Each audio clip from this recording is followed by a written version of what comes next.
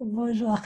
Bonjour, je suis aujourd'hui en interview avec Pascal Brunner, écrivain et philosophe français. Présenter Pascal Brunner pourrait paraître superflu parce qu'il est toujours très près dans nos esprits et dans les librairies romanes. Mais en fait, l'idée, c'est que si les grands livres restent, alors le lecteur change toujours. Alors, ça me fait plaisir de faire cette présentation parce que Pascal Brunner a été avec nous, à côté de nous, pendant les années. Les éditions Trait ont publié jusqu'à maintenant plus de 10 romans. Et on sait tous que Lune de fiel et Voleurs de beauté, c'était des romans qui se sont vendus dans des dizaines de milliers d'exemplaires et qui ont constitué un repère pour les lecteurs roumains. Tu as souvent visité, Pascal, Bucarest et la Roumanie. Et je peux aussi dire, pour compléter, le fait qu'on a publié plus de 10 livres d'essais. Beaucoup, oui. Oui, c'est beaucoup.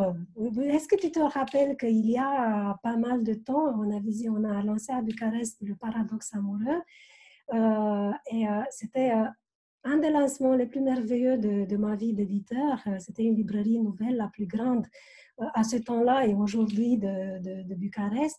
Il y avait une foule d'admirateurs tellement grande qu'on n'a pas pu entrer dans la librairie. Il a fallu qu'on occupe le grenier, les escaliers et tout, Oui, afin oui, de pouvoir laisser. c'était Alors, très bienvenue. sympathique. Ça ne m'est jamais arrivé en France, ça. Alors oui, j'espère que pour toi aussi, c'est un Ah souvenir. oui, c'est un souvenir, oui, oui, c'est un souvenir marquant et oui, oui, c'était magnifique. Comme une star de rock, ce qui n'arrive que rarement en littérature. Alors, on attend que ces temps passent pour que tu puisses être à côté de nous directement à Bucarest. Oui, oui, c'est sinistre d'être à distance. On ne peut plus voyager nulle part, c'est affreux.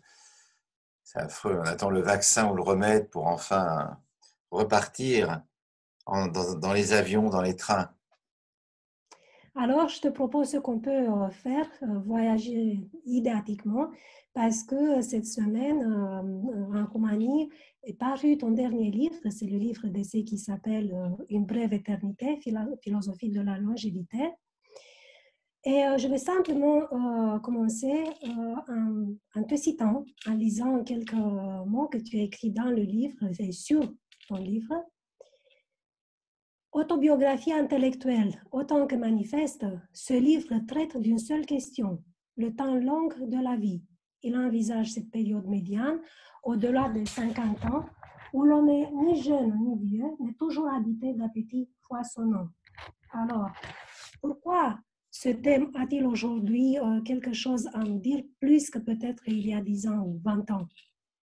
Ah ben, pour moi, c'est évident, c'est parce que j'ai vieilli et donc j'essaie de penser l'âge aujourd'hui avec l'innovation médicale, scientifique et peut-être même psychologique, c'est-à-dire que ce qu'on appelle les seniors en France, d'un terme latin, se multiplient. Et cela touche surtout la génération des baby boomers, c'est-à-dire ma génération, celle qui est née entre 1945 et 1960 et qui aujourd'hui arrive petit à petit dans les parages de la vieillesse et voudrait bien ne pas vieillir comme ses parents. Et, euh, et donc tout le pari du livre, c'est d'arriver à réfléchir sur les moyens de rentrer dans la grande maturité euh, sans, sans être accompagné par tous les stigmates de l'âge, c'est-à-dire le retrait, la maladie, le, voilà, la décomposition du corps. Donc j'essaie de voir s'il y a une nouvelle manière de vivre le grand âge. Mais à un moment donné, tu dis profitez de votre vieillesse. C'est un peu l'idée du livre, ce qui veut dire que d'une part, le livre, c'est une célébration de l'âge avancé, mais pas seulement une méditation morose sur l'âge enfin, qui vient à la fin de notre vie. Mais à part cette célébration de la vieillesse qui fait la substance très riche et très belle de ton livre, il y a aussi une réflexion sur le changement du monde.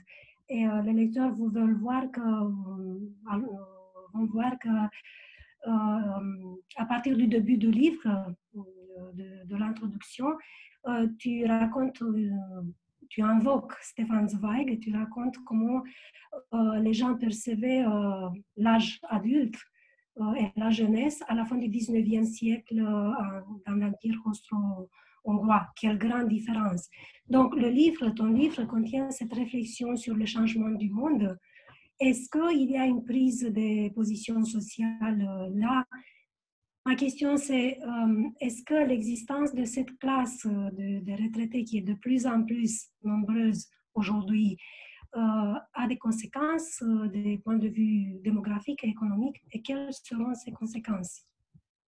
Oui, alors, il y a beaucoup de questions il y a beaucoup de questions dans ta question. La première chose, puisque tu as cité Stefan Zweig, ce qui a changé, c'est qu'au début du XXe siècle, les hommes et les femmes, mais surtout les hommes, voulaient paraître plus âgés. Parce que l'âge, c'était la réflexion, la maturité, l'intelligence, et que lorsque l'on cherchait un travail et qu'on avait 20 ans, il fallait se faire pousser la barbe, mettre des lunettes, avoir un col un peu raide et un début d'embonpoint, sinon personne ne vous prenait au sérieux. Et donc la jeunesse était marquée négativement. Or aujourd'hui, c'est exactement l'inverse. Et vieillir est une faute et rester jeune éternellement, c'est un bienfait.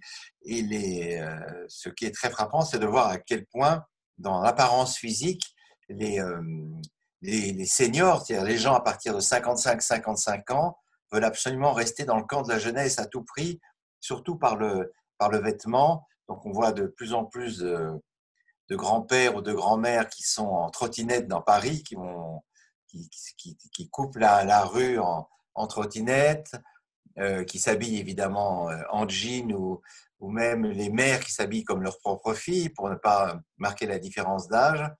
Et on voit bien avec le Covid à quel point les seniors sont encore moins sages que les juniors parce qu'ils veulent sortir, ils veulent faire la fête, et ils refusent de se plier aux injonctions du gouvernement puisque ce soir à Paris commence le couvre-feu à 21h. C'est-à-dire qu'on sera obligé de ne plus sortir et de rester chez soi. Et donc, il y a le vieux a cessé d'être sage, le vieux veut faire la fête et s'amuser comme s'il avait encore 20 ans. Malheureusement pour lui, il ne les a plus. Donc, pour continuer sur ta question, la deuxième chose, c'est que le grand changement, me semble-t-il, démographique, c'est qu'effectivement, petit à petit, les personnes de plus de 50 ans dans nos sociétés vont devenir majoritaires. D'ici 2050-2060, il y aura plus de personnes en France de plus de 60 ans qu'il n'y a de jeunes de moins de 20 ans. Et ce qui veut dire que la discrimination dont les personnes âgées font l'objet va s'estomper au profit d'une sorte de domination économique, politique, ce qui va changer la donne dans la pyramide des âges.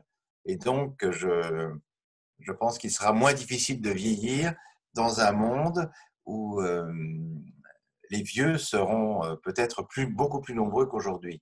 Et donc, composeront le paysage habituel de la société. Il y a aussi des thèses qui disent, parce qu'il y a déjà un auteur qui travaille sur l'idée de lifespan et la prolongation de l'âge, Aubrey de Grey, qui a dit à un moment donné que la première personne qui aura 150 ans est déjà née. Donc, c'est cette idée que déjà, c'est une question qui tient de la médecine, qui est tout à fait possible et qui est réelle, la vie plus longue.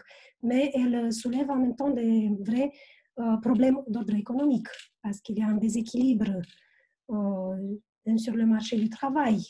Si l'âge des gens devient de plus en plus avancé. Qu'est-ce que tu en penses? Oui, oui, je connais les thèses d'Aubrey de Grey, mais pour l'instant, le Covid met à mal cette espérance transhumaniste, cette idée, même en France, un urologue pensait qu'on allait pouvoir vivre 1000 ans à partir de l'an 2000, mais pour l'instant, l'espérance de vie est bloquée au maximum à 120 ans. Alors peut-être qu'il y aura des progrès spectaculaires, mais l'épidémie qui nous frappe nous rappelle quand même plus modestement à notre impuissance. Effectivement, si les gens se mettaient à vivre 150 ans, il y aurait un bouleversement sur le marché du travail, même sur le marché matrimonial, parce que les gens pourraient se marier 3, 4, 5 fois, avoir des enfants jusqu'à 100, 120 ans, ce qui ferait évidemment une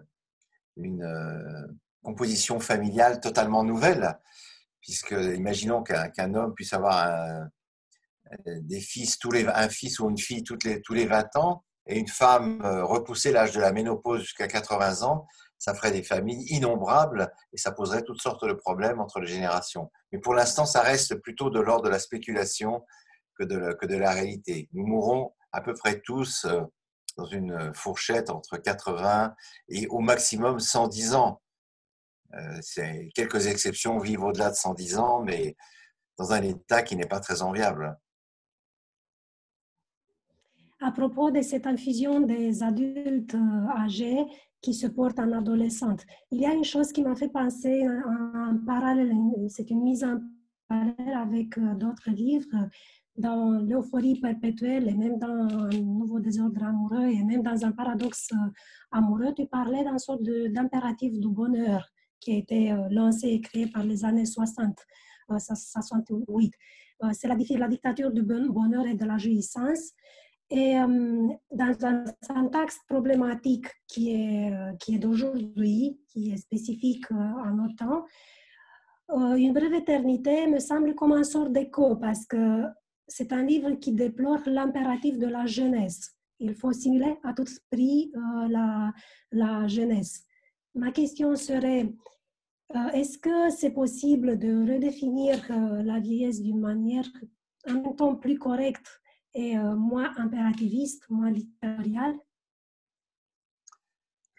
Idéalement, oui, on devrait pouvoir le faire, mais c'est que la manière dont l'existence se définit de nos jours est entièrement tournée vers la positivité de la jeunesse et la négativité de la vieillesse. Alors,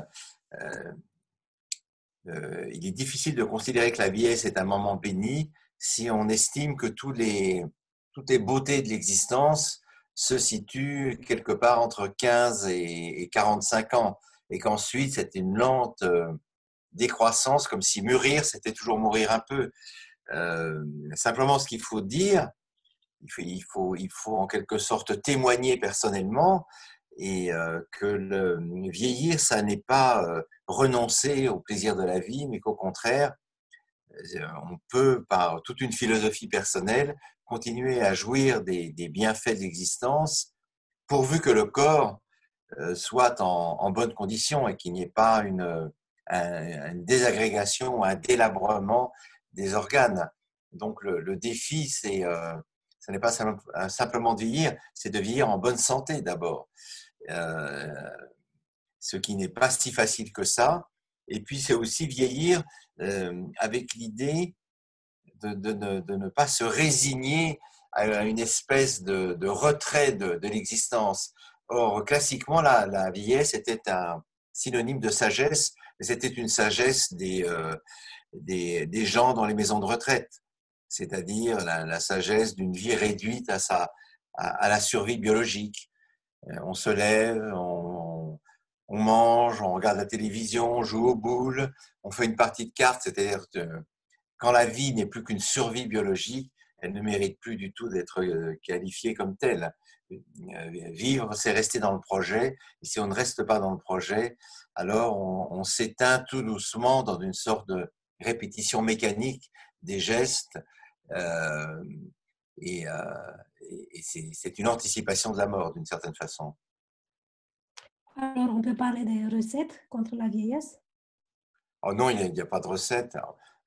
Il n'y a pas de recette, mais ce qui est vrai, c'est que un homme ou une femme qui aiment la vie, qui sont curieux de voyager, de lire, d'aimer et de continuer à travailler, sont probablement plus proches d'une vieillesse heureuse que les autres. Et j'ai le sentiment, enfin pour ma part, je plaide pour la retraite à 70 ans, parce que je pense que arracher les gens au travail, c'est les arracher à la vie sociale, les arracher à tout ce qui fait le prix de l'existence. Et si on met les gens en retraite trop tôt, eh bien, ils s'enferment chez eux. Beaucoup d'entre eux divorcent parce qu'ils ne supportent plus leur conjoint ou leur époux ou leur épouse qui sont là. Et surtout, ils n'ont plus rien à faire. Ils sont vacants, en quelque sorte. L'existence est vide. Et on ne peut pas condamner les personnes âgées au simple loisir, à la simple consommation. Il doit y avoir quelque chose. L'existence doit être utile au reste de la société. Si elle n'est pas utile, eh bien, effectivement, on vieillit dans le chagrin, dans l'amertume, dans la misère et dans la douleur de voir petit à petit le cercle des possibles se rétrécir. Parce que c'est ça le vrai drame de la vieillesse. C'est pas simplement que le corps change, c'est qu'au fond, tout ce qui était possible auparavant cesse de l'être. Donc, travailler, avoir des connexions sociales, vivre le plaisir et célébrer pratiquement l'amour, ça peut être considéré comme, je ne sais pas, si recette contre la vieillesse, mais de toute façon, des attitudes à la supporter, à la vivre. Oui, alors déjà, je pense qu'il y a une grande inégalité génétique face à la vieillesse.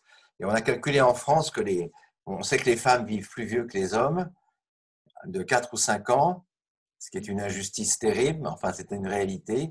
Et même dans des milieux sociaux différents, une femme a plus de chances de vivre plus âgée que les hommes, ce qui évidemment, euh, ce qui évidemment est un avantage pour elle. Mais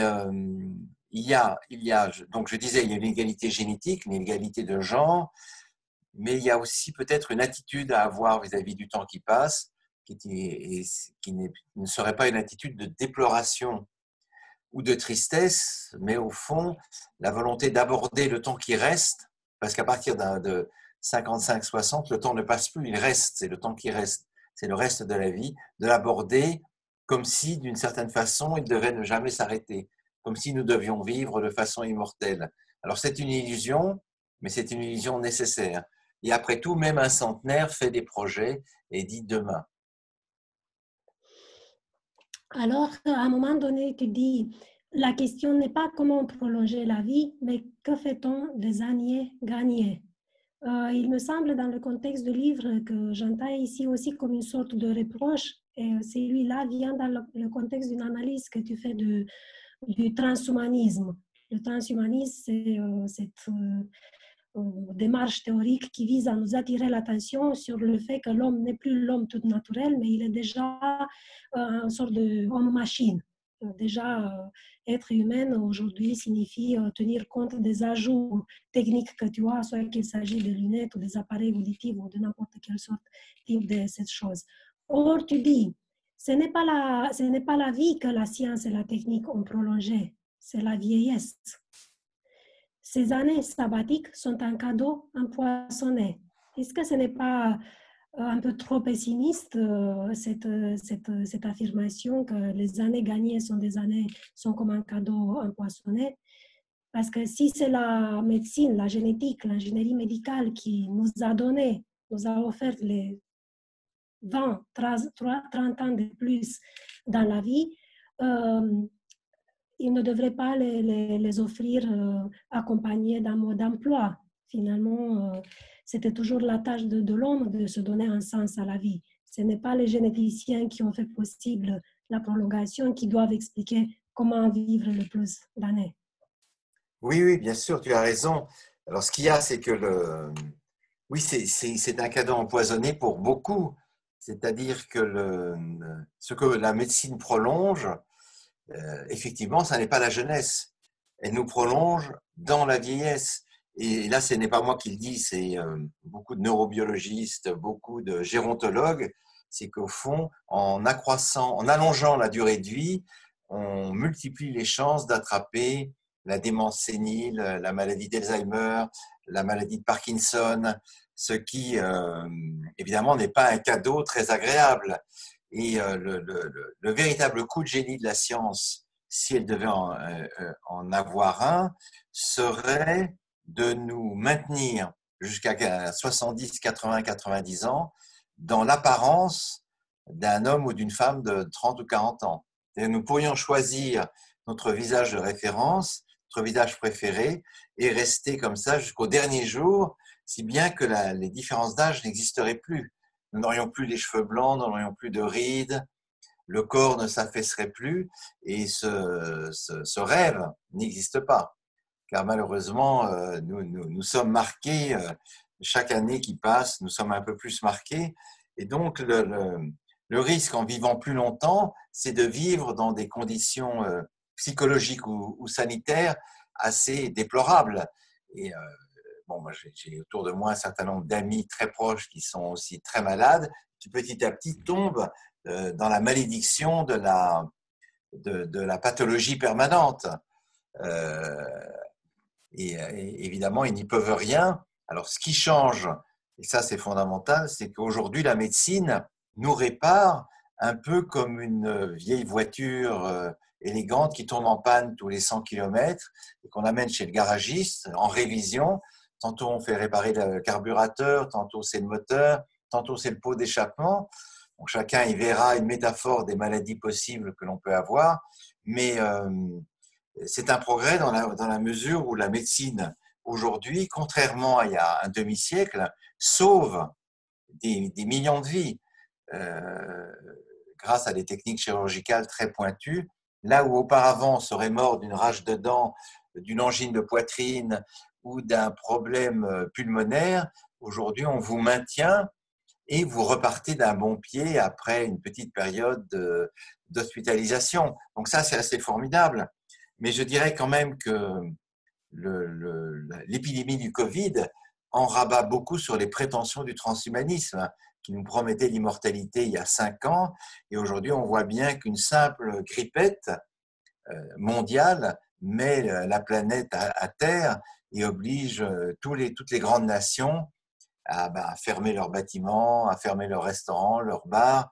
Et donc là, je pense que le Covid, ce qui nous apprend d'abord, c'est la modestie. Et au fond, c'est notre fragilité face à la maladie et à la mort. Et là, on en revient à une position classique. Ceux qui meurent, en grande majorité, c'est les plus de 65 ans. C'est eux les plus vulnérables. Et nos hôpitaux sont pleins de septuagénaires, d'octogénaires, de quelques nonagénaires qui tentent désespérément de retrouver leur souffle.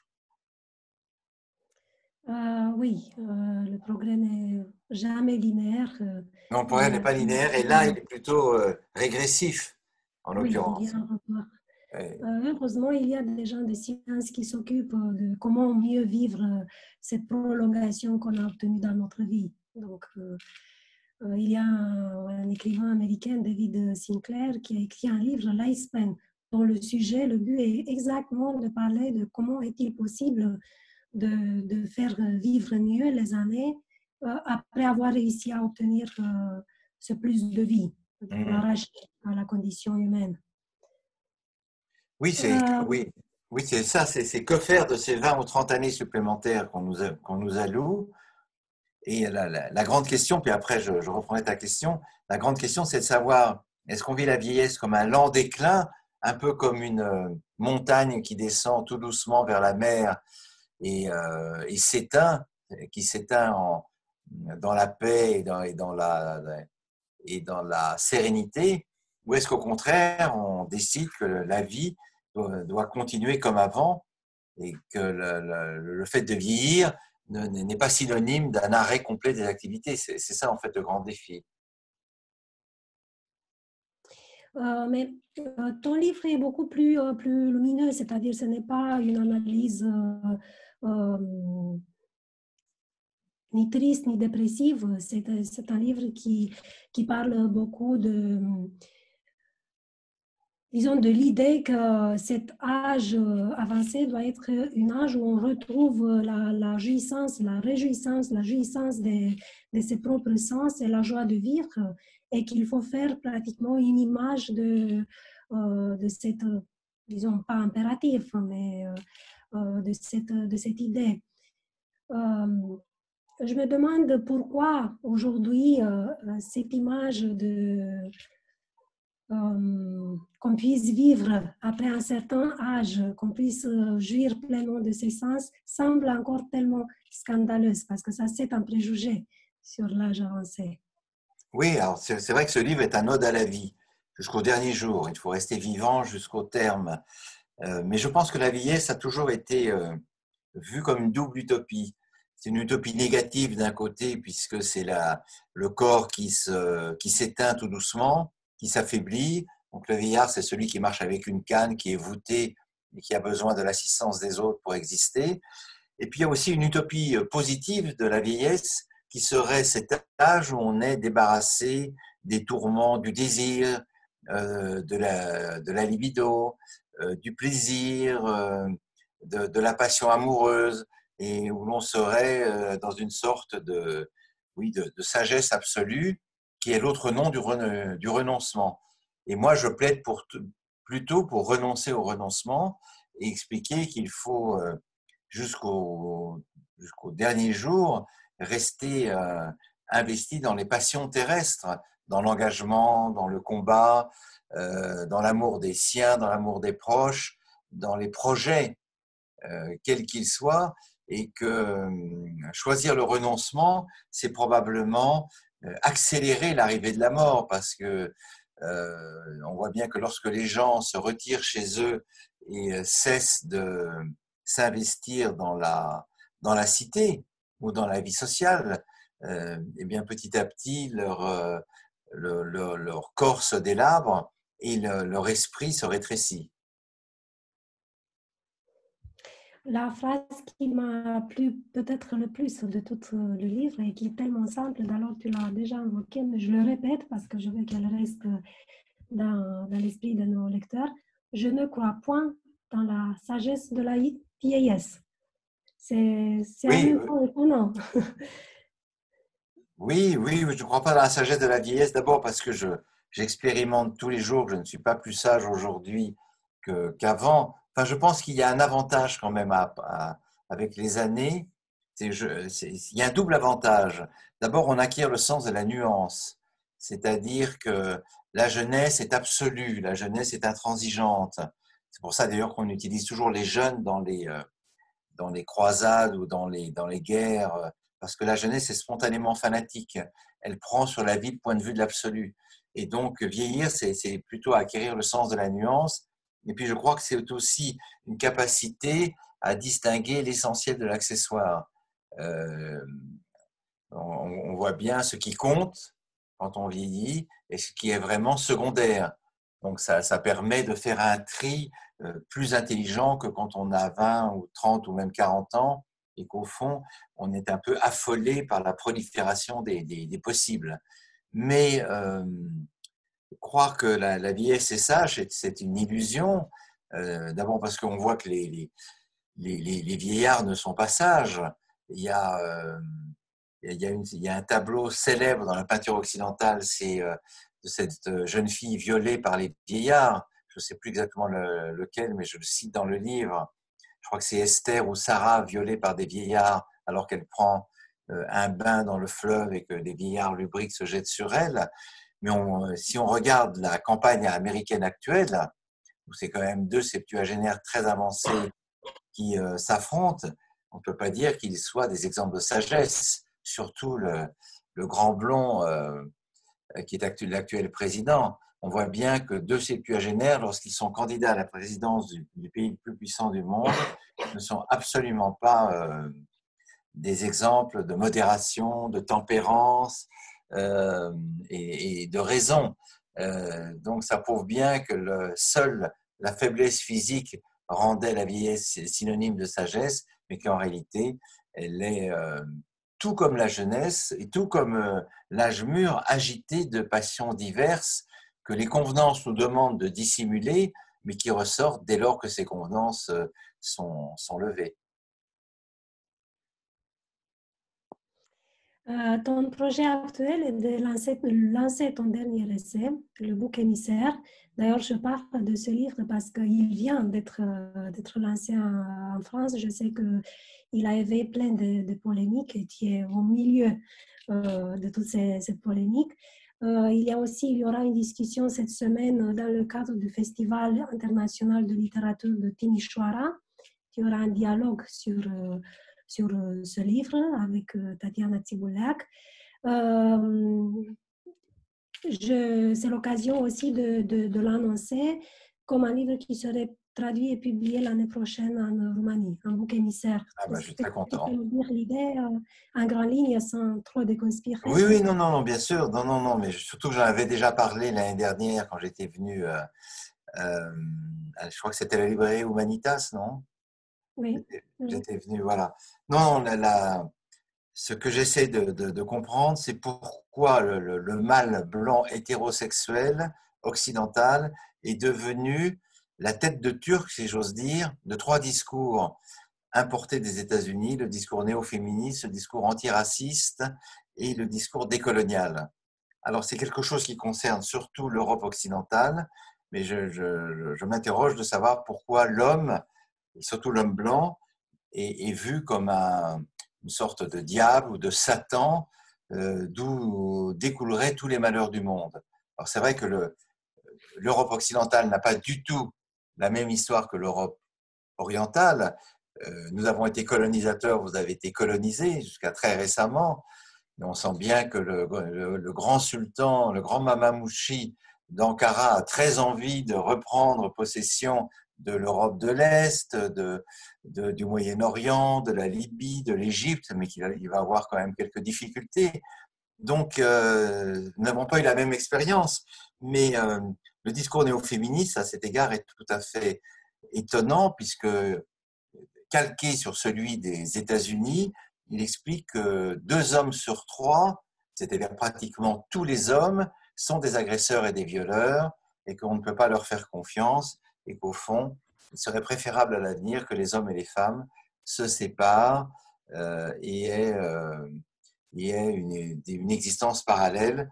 C'est par exemple le sens d'un livre qui vient de paraître d'Alice Coffin qui s'appelle Le génie lesbien, où elle exhorte ses sœurs féminines à éliminer les hommes, au moins en esprit, et à ne coucher qu'avec des femmes. Alors, je ne sais pas si elle fait ça pour draguer et avoir plus de partenaires dans son lit, mais en tout cas, c'est une manière de dire qu'il n'y a pas de conciliation possible entre les hommes et les femmes.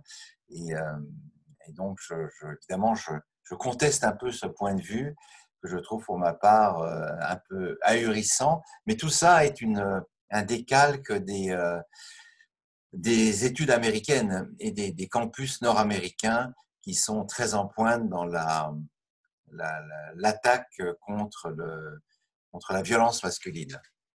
Il y a un flux mondialisant qui nous met en face de ces phénomènes culturels qui doivent transgresser les espaces culturels pour voyager ailleurs. D'ailleurs, on aura l'année prochaine, en printemps, une discussion sur ce livre. Espérons que tu seras à Bucarest parce que c'est un sujet très fort. C'est vrai qu'on n'a pas eu la même histoire, l'Europe occidentale et l'Europe de l'Est, mais en même temps, l'Internet et les médias aujourd'hui donne accès à toutes les informations et à toutes les problématiques qui sont actuelles, de manière à perdre même l'idée de cette différence qui existe et qui est importante entre les histoires des différents espaces culturels. Pour le moment, j'invite nos lecteurs à lire Une brève éternité et philosophie de la longévité. Oui, moi aussi. Un livre traduit en roman et qui peut être trouvé dans les librairies à partir de cette semaine. Très bien. Merci beaucoup, Pascal. Merci, Magda. Merci. Merci, c'est une joie de discuter avec toi. Moi aussi, oui. Et un baiser au lecteur romain. Un baiser à distance, puisqu'on ne peut plus s'embrasser aujourd'hui. On fait le possible. D'accord. Au revoir. Au revoir, à bientôt.